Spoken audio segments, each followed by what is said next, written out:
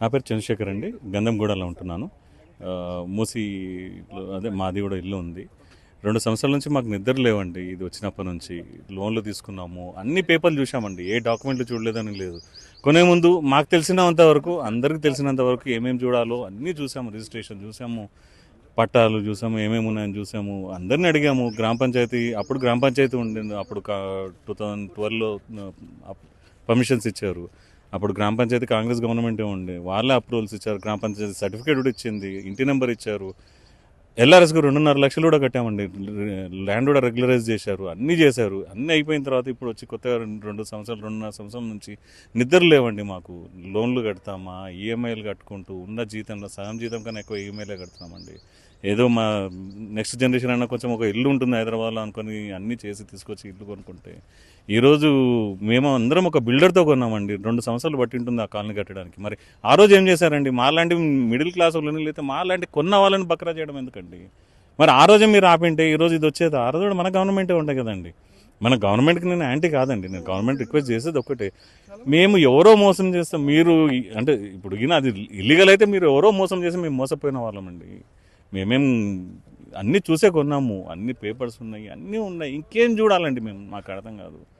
ఇంకా చూడడానికి ఏముంది అంటే మాకేం తెలుస్తుంది? మాకు ఎట్లా తెలుస్తుంది? ఒక కామన్ మ్యాన్కి రోజు పొద్దున ఆఫీస్ పోయి రాత్రి ఇంటికి వచ్చి అసలు ఇప్పుడు ఈ 2 సంవత్సరాల నుంచి అండి, అంటే ఈ 10-15 నాకు తెలిసి ఈ 3-4 నెలల నుంచి రోజు డే టైంలో ఆఫీస్ పోవాలా, రాత్రిపూట వచ్చి టెన్షన్ పడాలా, వీకెండ్లో న్యాయం కోసం పోరాడాలండి. ఏ లైఫ్ నిజంగా చెప్తున్నానండి. ఒక నరకం అంటే స్పెల్లింగ్ రాస్తున్నామండి మేము ఈ 2 సంవత్సరాల నుంచి. నాకు అదే అర్థం అవ్వట్లేదండి. మాకు అమ్మింది కూడా కాంగ్రెస్ లీడరే. మళ్ళీ ఆ బిల్డర్ కూడా ఒక మా ఏరియా బిల్డర్ కూడా అతనే. మేము చేయని తప్పుకు పనిష్మెంట్ మాకు ఇస్తున్నారు. మరి తప్పు చేసిన వాళ్ళందరూ హ్యాపీగా ఉన్నారు. ఇది తప్ప కరెక్ట్ అని అంటలేను, ఇది కరెక్టే. యాక్చువల్గా వాళ్ళు మేబీ అన్ని క్లియరెన్స్ ఉన్నాయని అమ్మారేమో ఆ రోజు. మరి ఈ రోజు ఆ రోజు ఉన్న క్లియరెన్స్ ఈ రోజు ఎందుకు క్లియరెన్స్ కాదు? ఆ రోజున్న రూల్స్ ఈ రోజు ఎందుకు రూల్స్ కాదు? అంటే ఈ రోజు ఒక గవర్నమెంట్ వస్తుంది, ఈ రోజు ఒక పాలసీ పెడుతుంది, ఇది కరెక్ట్ అంటారు. మళ్ళీ 10 సంవత్సరాల తర్వాత వచ్చి మీరు తప్పు చేశారని చెప్పేసి గవర్నమెంట్ పేపర్లో మీరు తప్పు అని చూపిస్తారా? అంటే గవర్నమెంట్ అనేది కంటిన్యూస్ ప్రాసెస్ అండి. ఆ రోజు ఒక ఆథరైజ్ చేశారు అంటే అది ఆథరైజ్డ్ ఉండాలి. ఇంకొక గవర్నమెంట్ వచ్చి అది ఆథరైజ్డ్ కాదు అని చెప్పలేరండి. అంటే ఇంకా అట్లాంటి ఎవరిని నమ్ముతామండి? ఇంకేం నమ్మాలి? ఎవరిని నమ్మాలి? గవర్నమెంట్ నమ్మలేము, అప్పుడున్న సర్పంచులు లేదంటే అప్పుడున్న గ్రామ పంచాయతీ సెక్రటరీలు ఇచ్చిన సర్టిఫికేట్ నమ్మలేము, ఎల్ఆర్ఎస్ను నమ్మలేము, ఇంకా వేరే ఏది రిజిస్ట్రేషన్ నమ్మలేము. ఏం నమ్మాలండి? ఏం నమ్మి కొనాలండి చెప్పండి? మీరు మా జీవితం గురించి ఒకటి ఆలోచించండి. 50% పైన మేము ఈఎంఐలు కడుతున్నాం. ఇంకా 7 సంవత్సరాలు ఉందనుకుంటానండి నా ఈఎంఐస్. సడన్గా వచ్చారు, నన్ను రోడ్డు మీద వేశారు. నా లాంటి వాళ్ళు అంటే ఆల్మోస్ట్ మా కాలనీలు చాలా కాలనీస్ ఉన్నాయి, చాలా ఇండ్లు ఉన్నాయి. అందరు రోడ్డు మీదకి వస్తే మా జీవితం ఏంటండి? ఒకటి చెప్పండి మీరు. మా పిల్లలు ఏమవుతారు? మా జీవితం ఏంటి? ఆ రోజే మీరు ఆపగలిగి ఉంటే ఈరోజు మేము ఒక బకరాలం అయితే కాకపోయే వాళ్ళం కదా. మేము కొన్నాము అంటే జెన్యున్గా కొన్నామండి, ట్యాక్సులు కడుతున్నాము. ఇంత జెన్యున్గా ఉండవడం రాంగే అంటే ఏం చేయాలి చెప్పండి? మీరే చెప్పండి. పోనీ ఏం చేయాలో? నేను సార్ని అడిగేది ఒకటే అండి, మా సీఎం సార్ని అడిగేది కూడా ఒకటే అండి. సార్ జస్టిస్ చేయండి సార్. ఆ రోజు తెలుసు అంటే ఆ రోజున్న డాక్యుమెంట్లు, ఆ రోజున్న సిచ్యువేషన్కి, ఆ రోజున్న గవర్నమెంట్ని బట్టి మేము కొనుక్కున్నాము. ఓ 10 సంవత్సరాల తర్వాత ఇలా అవుతుంది, లేదా 15 సంవత్సరాల తర్వాత ఇలా అవుతుందని మాకు తెలియదు ఆ రోజు. మేబీ ఈ రోజు అన్నది రూల్స్ మళ్ళీ ఓ 15-20 సంవత్సరాల తర్వాత రూల్స్ మారుతాయి, లేదా సఫర్ అవుతారంటే కూడా కాదు సార్.